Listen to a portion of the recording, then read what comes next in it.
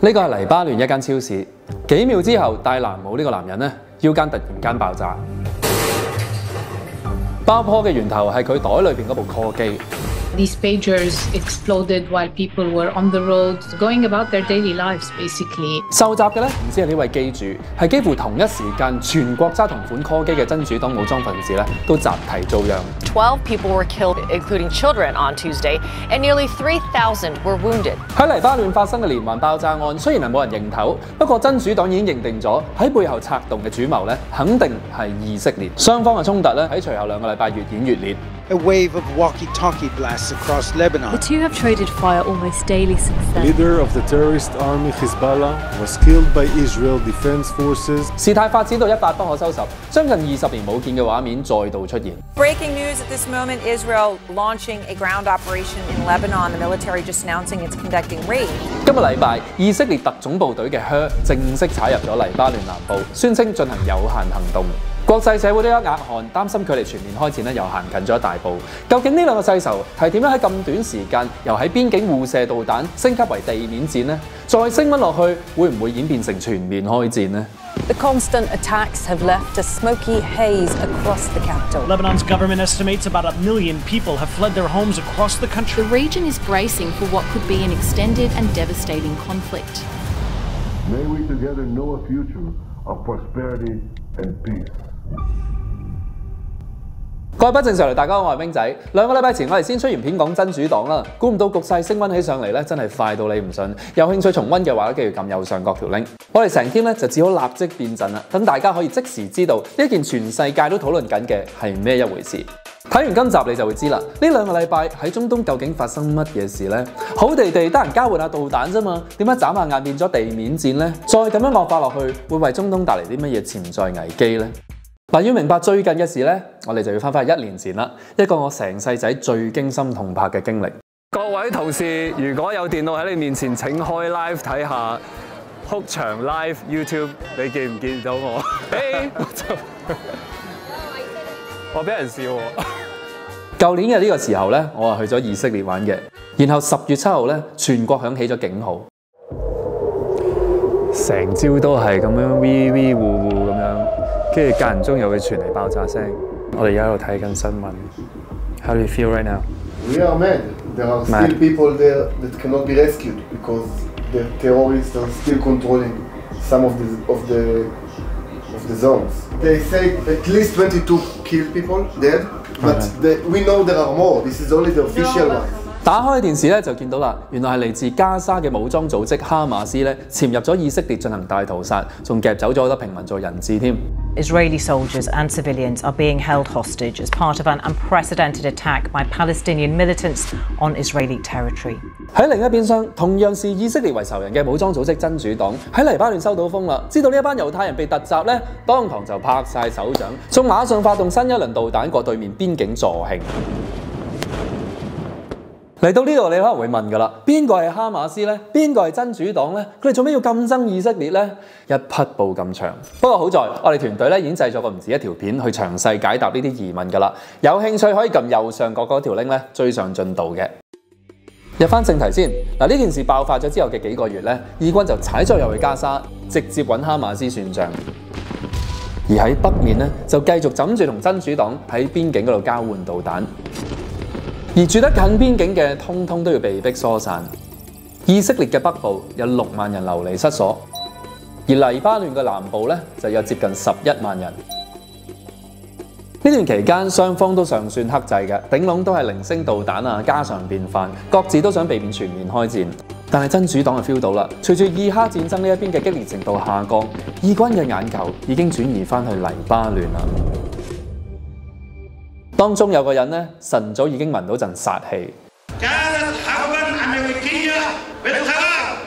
佢就係真主黨嘅揸 fit 人哈桑納斯魯拉，佢就收到風啦，以色列已經滲透晒真主黨嘅電話，可以實時追蹤到你嘅位置。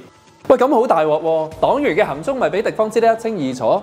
所以早喺年頭咧，佢就喺電視直播命令所有嘅黨員，我唔理你啊，整爛佢、埋咗佢，定係鎖佢入保險箱都好啦，拜託唔好再用手提通訊啊！真主保佑你。跟住佢唔知喺邊度咧，就訂咗5000部全新 call 機翻嚟。班手足見到，哇 call 機咩年代啊？納斯勞拉個心諗咩咧？你有張良計，我有過牆梯。用現代科技就係俾班狡猾嘅猶太人 hack 到啫。用 low-tech 嘢，你奈我唔何啦啩？然後喺幾個禮拜前嘅9月14號咧，全國嘅真主黨員揸住嗰部 call 機喺下晝3點半響起，顯示係真主黨高層急 call。點知幾秒之後咧，幾千部 call 機先後連環爆炸。On Tuesday, thousands of pagers exploded in the hands and pockets of suspected members of Hezbollah and on those around them. 死咗13個人，同炸傷咗近4000人。受害者有武裝分子，亦都有平民同埋細路。點解會無啦啦爆？原來呢一批 call 機咧喺運嚟之前一早已經俾人滲透咗供應鏈，設置咗啲爆炸物喺裏邊。Multiple reports say that Israel's Mossad spy agency placed explosives in thousands of Hezbollah pagers before they detonated across Lebanon on Tuesday. 而呢一個奪命追魂 call 咧，就係用嚟引爆炸藥。Lebanon has been rocked by a second wave of blasts, this time linked to handheld radios. 禍不單行，相隔一日咧，當地下晝5點鐘又喺全國出現集體爆炸。納斯勞拉可能都問啦，喂，呢鋪又搞邊科啊？今次爆嘅咧就係真主黨喺5個月前買翻嚟嗰批 walkie。 These images filmed in Beirut and which we have speeded up show the moment when plumes of smoke appeared in several locations across the city. 根據黎巴嫩嘅數字咧，今次就死咗20個人，傷咗450人。其中一個引爆咧係喺喪禮爆發，而喪禮嘅主角正正就係之前一日俾 call 機炸死嘅人。嗱，雖然暫時係冇人衝出嚟認頭，不過納斯勞拉就認定咗始作俑者明顯係住南邊嘅世仇以色列。真主黨官員咧都承認失策嘅，呢個係同以色列爆發衝突以嚟最大嘅安全漏洞。而呢兩單嘢咧只係前奏，真主黨打後2個禮拜，唔單止通訊系統癱瘓，成個組織將會迎嚟前所未見嘅毀滅性打擊。Israel carried out one of its most intense bombardments against the Hezbollah militant group, launching dozens of airstrikes over Lebanon. walkie 連環爆炸之後嗰日咧，以色列聲稱擊中咗黎巴嫩南部過百個導彈發射設施。過多一日，以色列喺繁忙時段擊中咗首都貝魯特市郊地區嘅民居，37人死亡，當中包括15個係真主黨成員同埋佢哋嘅高級指揮官。根據美國國務院呢一個指揮官係有份喺83年襲擊美國領事館，一直係被通緝嘅。以軍就話佢策劃緊一場類似哈馬斯喺舊年10月7日對以色列嘅偷襲。Today, Israel said its fighter jets took aim at Hezbollah targets across southern Lebanon. 之後嗰日咧，空軍再打接近400個真主黨 target， 包括導彈發射系統啦，同埋其他軍事設施。9月22，雙方繼續互相交火。We warned the civilians located in the areas where Hezbollah is operating to move out of harm's way immediately for their own safety. 到23號，以色列通知喺黎巴嫩南部嘅民居盡快疏散啦。幾小時之後咧，出現超過13次空襲。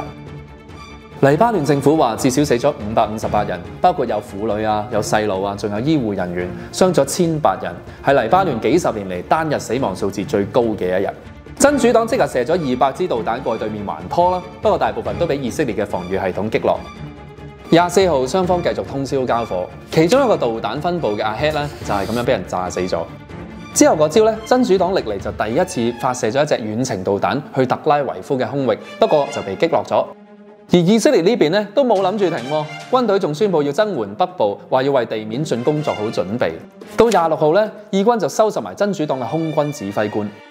Hell is breaking loose in Lebanon. 聯合國就向雙方提出咗21日停火協議啦，不過俾以色列總理內塔尼亞胡秒 ban。We are continuing to hit Hezbollah with full force. 27號佢就企喺聯合國大會嗰度宣稱喺多方面贏到開項，仲係會對付伊朗同埋其他喺中東嘅代理人武裝組織添。好多 UN 代表咧喺佢未開口之前已經離場示威啦。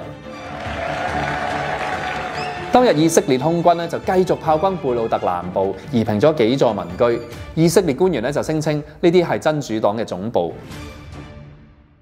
過多幾個鐘頭，9月28號咧，一個嚴重影響中東局勢嘅消息就通咗天路，以軍成功擊中咗終極大 boss。The Israeli military has eliminated its most powerful target yet, Israel says longtime Hezbollah chief Hassan Nasrallah was killed in an airstrike in Beirut.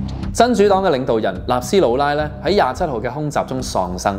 幾個禮拜前咧，大家仲會俾面佢係區內最強武裝組織。經過2星期嘅轟炸咧，真主黨俾人閃電式打殘，意味住啲咩呢？嗱，首先對呢一個連日捱打狀態嘅武裝組織咧，大佬嘅死係沉重一擊。咁對唔係真主黨嘅 fans 咧，對黎巴嫩整體嚟講咧，都係影響深遠嘅。點解？雖然當地唔少人係反納斯魯拉，認為個國家搞成今時今日咁戰火連連咧，係真主黨造成。但係姑勿論你點睇啊？事實就係佢始終係代表咗國內什葉派族群嘅一大部分，而喺一個基督教同埋伊斯蘭教人口分佈得咁勻循嘅國家咧，要佢哋和睦共處，本身就已經好考驗先至平衡得到㗎啦。納斯魯拉即使唔係人人認同，但係喺佢帶領下咧，至少係相對穩定，有啲咩可以傾。但而家佢香咗喎，好多人就擔心隨後補上嘅領導人咧，只會越趨極端，繼而打破呢一個好不容易先維持到嘅國內平衡。2個禮拜之內，敵方嘅大佬就死咗啦，多個關鍵領導層都死埋，仲有過千死亡，幾千人受傷，出現咗過百萬難民。黎巴嫩嘅前路係點？都未嚟得切消化啫，以色列已經進一步先行將呢一場衝突再度升溫啦。Overnight, the Israel Defense Forces said that they started what they described as a limited, localized and targeted ground operation against Hezbollah in southern Lebanon. 由今個禮拜一開始咧，以軍就唔再止於空襲或者係遠距離射導彈啦，改為直頭踩埋入對家地盤，係兩國自2006年以嚟衝突嘅第一次。玩到咁大，究竟有啲咩目的呢？有好多說法㗎。以色列國防部長就話咧，佢哋其中一個目標就係令所有之前遷離以色列北部嘅居民可以翻到屋企。呢一場地面攻勢咧，以軍就叫佢做有限地面行動，就聲明係針對黎巴嫩南部真主黨恐怖分子嘅目標同埋佢哋嘅基礎設施，仲話我哋會不惜一切達到呢一個目標。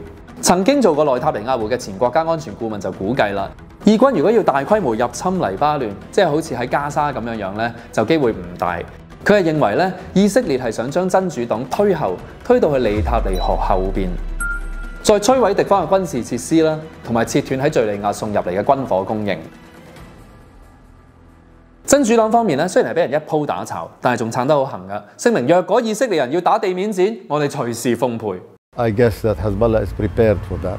This former Lebanese army general believes Hezbollah will try to stay the course despite the loss of almost its entire senior command structure.